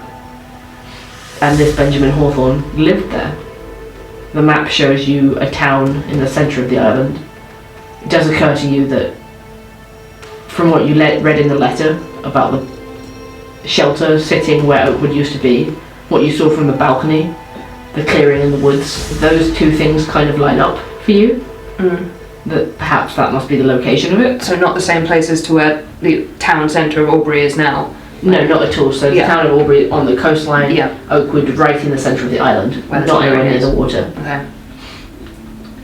You read that Oakwood was populated by immigrants coming in from Europe, Okay. all of whom came from a small town called Eichheimer in Scandinavia. Of course it is. You gather from the history of this journal, which I assume you're just reading for the rest of the night now, Yeah, probably. that Eichheimer was a town Benjamin Hawthorne seems to attribute it to fall into some sort of dark magic, Okay. the events of which he's not clear on, his ancestors knew. But the people who founded Oakwood wanted some sort of power so that they could stop or get revenge on whatever felled their original town. It says that the place here on Adler Island was chosen specifically for its weakness, and that the people of Oakwood wanted to try and summon one of their gods from the netherworld. Of course they did. Yggdrasil. A word you know to mean tree of life, but doesn't seem to give that impression in this context. Oh, always with the trees. The summoning was achievable with some sort of artifact, a ring maybe. The town was led by a man named Eric Larson. Awesome. Eric Larson, the leader of Oakwood at the time, he marked the Hawthorne family for a key role in this ritual that would summon Yggdrasil. Benjamin Hawthorne learned that Larson intended for the Hawthorne family to be a vessel for this god. Rejecting this, Benjamin Hawthorne worked on a ritual of his own to prevent it from happening at all. And he writes down in his journal of this ritual, and Yggdrasil will ask you, what do you offer me? Larson intended on offering my body as his vessel, but instead I offered my sister's blood, and Yggdrasil drank, and was strong for 10 further years and wanted nothing more from us, until it demanded sacrifice again. The cycle would repeat, but one life every 10 years will be a small price to pay for the protection of all others. You read that in doing so, Benjamin contained the netherworld to Adler Island, trapping the town of Oakwood on the other side, Oh shit. banishing it there forever as long as they could keep it contained. This ritual, he states, sort of at the end of his writings on it, has to continue to take place every 10 years to placate the gods. They have to be offered the imbued blood, otherwise they will force themselves on their vessel. And the protections that the Hawthorne family have put over Adler Island will be broken.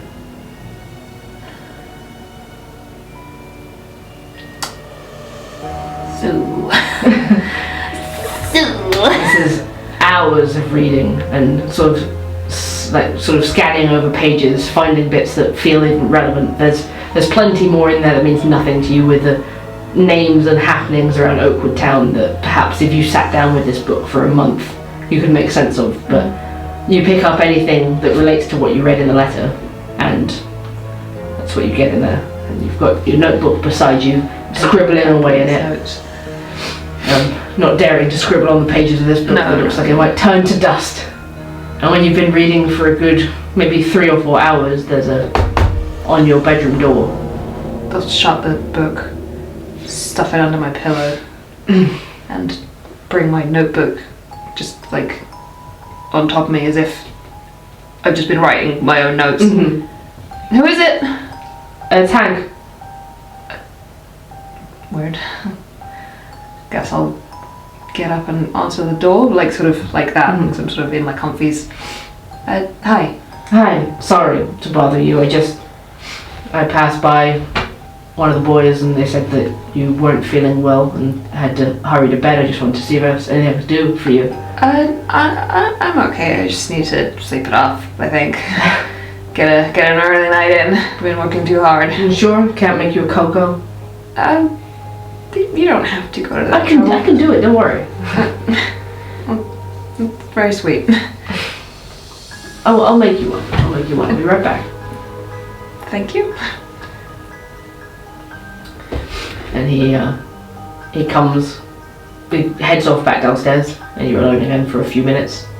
I'll make sure the book is properly hidden. Stuff it right deep into a pillowcase. Yeah. And the letter as well. Yeah. And he comes back after not long with 2 mugs of cocoa. And thanks. you know, it's a strange place out here on Adler Island in the dark, and it gets a bit lonely. I just wanted to make sure that you were okay. Yeah, thanks. The research you're doing, it's heavy. Yeah, I mean, just being in that house alone is like, it's a lot happening in there. Yeah.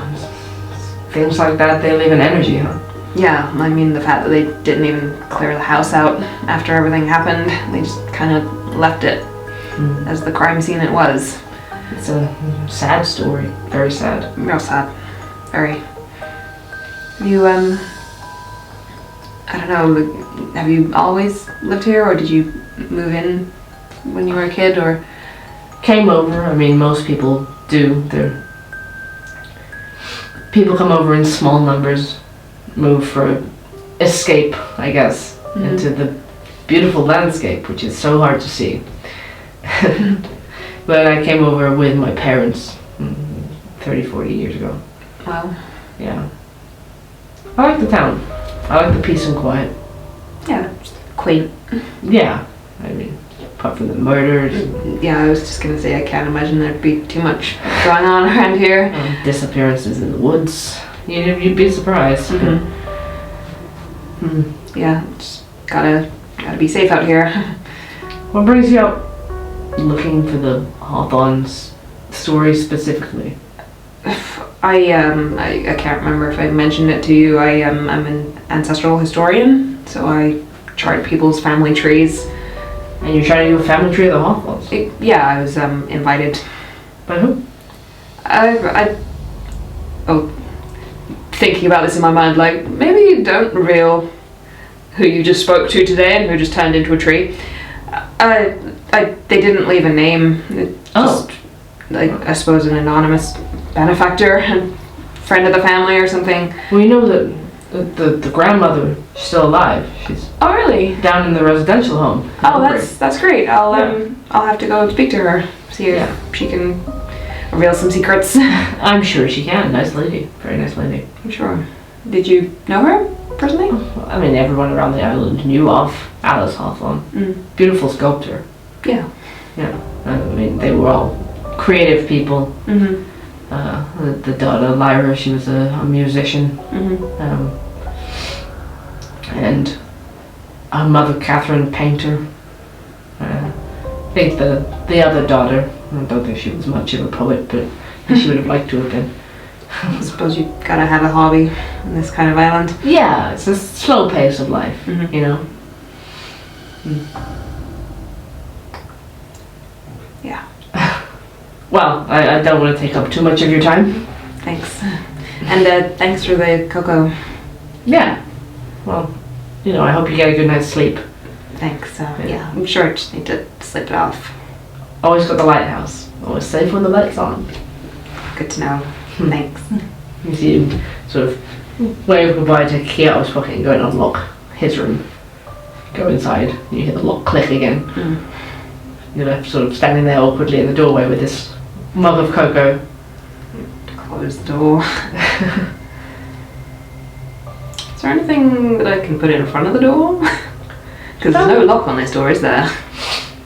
I'd say there's probably a piece of furniture you could try and move if you want to make a strength check. I will have a go. I don't know, a dresser or whatever it is. 7. You see this dresser and you're like, alright, That sticks. let's move this in front of the door. doesn't move at all, and all of your reasonably small frame pushing against it. It's no good. I'll put my rolly suitcase in front of it. It's just like it's summoned for the semblance of feeling like there's something blocking the door. So I will at least hear if someone tries to open the door on me. Yeah. Yeah. I guess I'll continue reading more of the journal and getting ready for bed. You lay down, reading it. You can hear like the quiet humdrum of the boys talking to one another in the other room. Pillow over my head. Pillow over your head, but it is comforting to know there's someone here and you're not completely alone right now. And you will eventually get to a slightly restless sleep. If you would like to get the others. Oh boy. Oh boy. So morning rolls around, Saturday morning, and although Robin, you haven't slept particularly well, you two have had some strange dreams as well following the last couple of days, but you feel rested enough in the morning, and you end up meeting down in the kitchen, where luckily Hank is already gone out to the lighthouse. Thank God.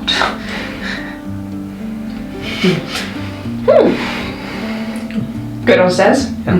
Start making some breakfast. That's how I come downstairs as This is well. Chris's morning walk.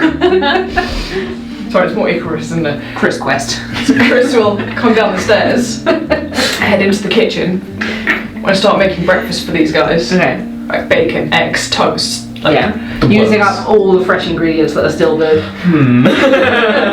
Future us like, no. You just leave a few sad-looking tomatoes. Oh, these ones are going to be off soon, so we'll get more tomorrow.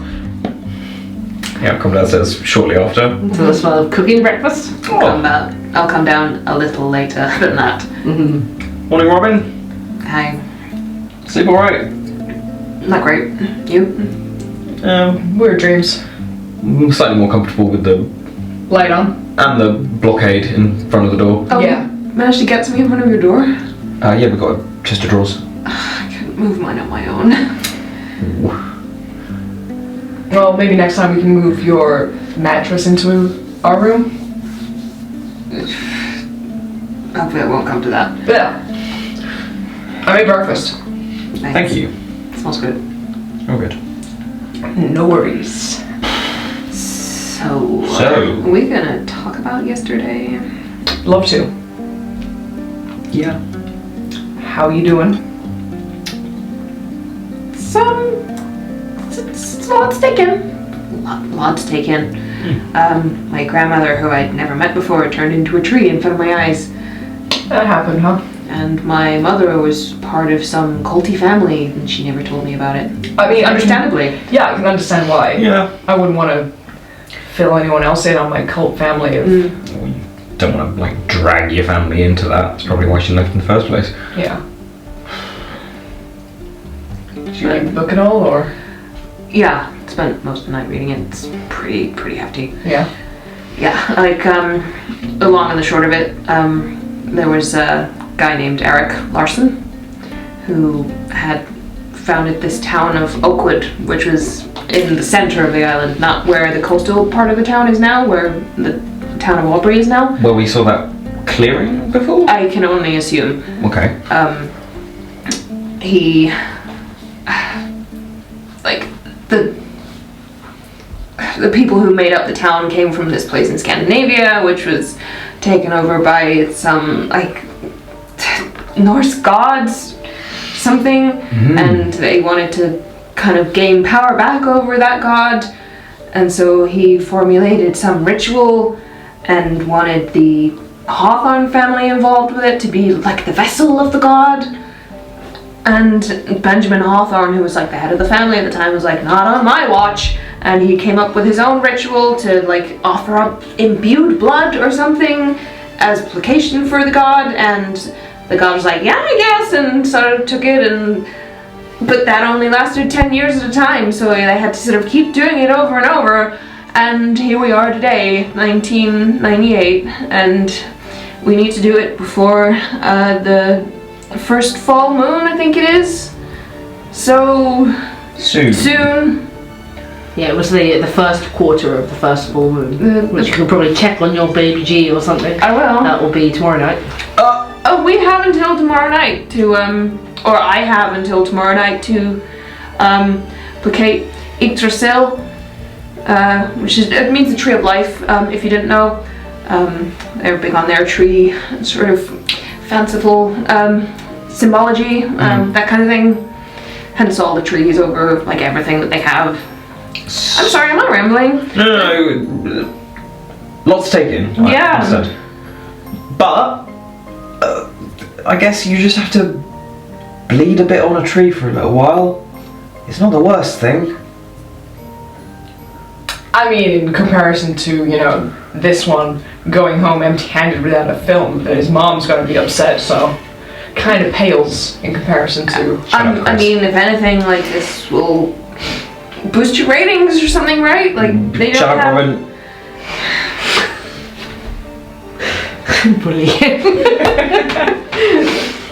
No, I was being serious. Like, trying to find some good in all of this. This is a lot to take in. Do you want some coffee? Please. Okay. I'm just gonna busy myself and make coffee instead of dealing with emotions. Sure. Oh, the man way. The man way. So, next move. Do we find where this town was in? Well, the thing is, there, to do this ritual, you need the, sacred weapon, which I think, as far as I can gather, is in a secret, vault or, safe, locked away. Where?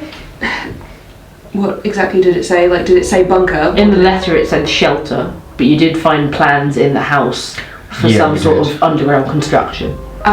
In the shelter, it said in the letter that came with it. So, I mean, without that, we can't do anything. So we need to find the secret weapon before we can bleed some imbued blood and send the god packing. So, shelter. Shelter. Do we have any idea where the shelter would be? I mean, We saw that big empty part of the land. Well, that's what I mean. That's where the town used to be. yeah, I mean, that would make sense. Alice Hawthorne said in her letter, kept with our shelter underground, deep in the woods, in the clearing where oak would used to stand. Exactly that. In the clearing where Oakwood used to stand. So I guess we're going out into the woods then. Not with you two dressed like that. We need to get you guys some proper hiking gear. Sure, why not? Make a trip of it. Make a ceremony of the whole thing. I mean, you're not gonna get far in heels. I can get perfectly in far. the woods, hiking. If we've got to run away from a tree creature again? Fine. Yeah. Let's go get hiking gear. Let's go get hiking here. And I guess some general supplies like snacks and stuff. Yes. Yes. Let's do it. Maybe we can pop in the general store. Yeah, talk to Jeremiah, who has some stories. Who hasn't that lives here? You get yourself, your stuff ready. Not all of it. You plan on coming back to the guest house afterwards. And you head on down to the town. And that is where Sam says to you in the present, sat with you in the kitchen. That is that is where I saw you, and I overheard you talking about it. So you came down to town to buy hiking equipment. Makes sense as to why I don't recognise some of the clothes I'm in. Yeah, these points down at the boots. I didn't own these No. when I arrived here. It definitely makes more sense to have them though. Sure. You said something about photos? Yeah, sorry, he gets out sort of a handful of photos and says, these are my mother took all of these over the years, and sort of slides them across the table. There's sort of friendly-esque photos that Renee Graves has taken with the Hawthorne family, and then some of a much younger Sam, sort of 11, 12, 13 years old, with, you get a shiver down your spine, Keenan Hawthorne. You have it burned into your mind now, this memory of him just slashing his own throat and collapsing to the ground. Absolute creep. Little freak. Chris says out loud. And he's English for some reason. Sam looks at him like, he was. And here, and slides a photo across where you can see Sam and his mother and Hank Brothers. Groundskeeper. That's him. I know, I know that he can't be trusted. And from what we heard afterwards, he was there the night of the Hawthorne murders. Exchange a look with these two, like, Won't talk about the truth, but I'm confident that he knows it, and I don't trust him. Yeah, I believe you. I think he knows where Lyra is. And Surely he should have known your brother, and just hasn't said anything about it. yeah. he definitely did. I know that he saw him. I was young, so obviously my memory isn't perfect, but I'm pretty sure that I often saw Hank watching Harvey and Lyra together in like a strange way. What do you mean strange way? Like how so? Just fixated on them, you know? Stop what he's doing and stare kind of way. I don't know. I think probably a creep. He probably had a thing for Lyra or something. I mean, she was a pretty girl. And I think he did something with her. I don't know. She never showed up again. People say that she must have killed her family, but Did no one look into this? at the time, but there was so little evidence, and I don't know, just I guess if they assume that she killed them, she just ran away. Didn't want to get to caught. where? We're on an island with one ferry a week. I don't know, people don't want to know the truth around here. I do. I do. Is that why you gave us a weird look when we first arrived? You kind of, I don't know, not to be offensive, but you kind of just gave us this. I'm sorry, I didn't mean to. It's okay, I get it. Amber mentioned Hank, and I thought you were here to go and see him or something, and Creeped out. yeah. It's understandable. Yeah, it wasn't very polite of me though. My mother raised me better than that. Sorry, it's okay. Look, there's one more thing. There was a secret room in the basement. In the basement. I know there was. I saw it once when I was younger. With Keenan? Yeah. How do you get into it? It's like a tunnel right behind a wall. Snaky. Adam and Eve wall. Yeah, that wall. With the strange mural of the snake and the tree, but it's an oak tree that shouldn't have apples on it. We've got the key. Then I can show you how to find the keyhole. Okay. Yeah. So you're gonna come with us? We should probably tell you then that it's not a very welcoming experience. Don't know when you were last there. There are spirits that you can see. I definitely heard them. Okay. And you can think that we're crazy, but I just need to warn you that there might be things moving around. Yeah. Okay. I mean, I lived there for 5 years. It's a pretty haunted house. Okay. Understatement. They used to say that those all the runes all around the outside border of the house on the walls, that they kept the house safe and meant nothing could get to them there. And Cedric would wander out into the dark quite comfortably when everyone else on the island would talk about don't go into the dark. I don't know. Ghosts inside the house, I'm not sure how safe that is. Look at the others and sort of say, so when you opened the bunker door and the runes stopped going. Let's let that thing in. Yeah. Well, thanks, past us. Well done. We didn't remember. We still don't remember everything. No, I'm still kind of fuzzy on the You don't remember? Yeah, Kind of last 3 or 4 days. The tapes have kind of been helping us fill in. yeah, it was coming back, but like the last 24 hours is still, like, I don't remember getting this. Yeah. I take it the time that we spent like watching through the nursing home, that Yeah. wouldn't have been all that was. No, there's a lot more of the tape. Oh. And as okay. you say, like, the tapes are helping. He's like, Yeah. please, by all means, let's watch the rest of it and try and help you remember. Okay.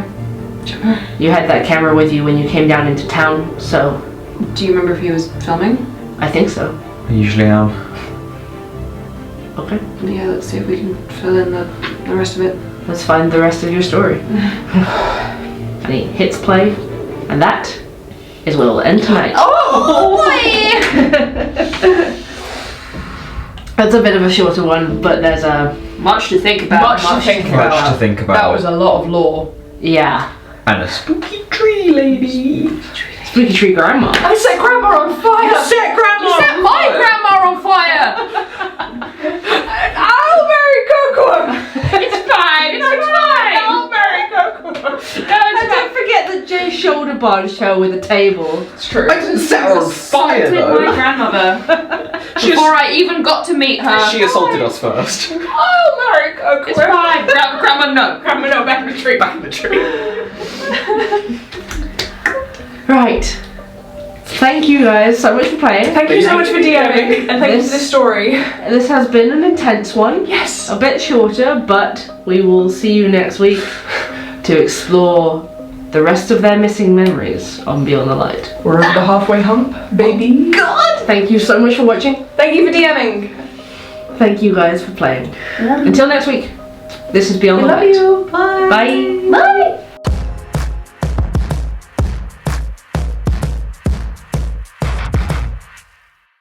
Package wrapped in brown. Stop, it's written package in my notes. I added it to my dictionary on my computer. Package. Thank you for watching tonight's episode of Beyond the Light, and to all our community over on patreon.com/Nyxrising who made this series possible. If you'd like to support us on Patreon, or via the YouTube join button below, you'll get access to a guide on how to play, outtakes, and more.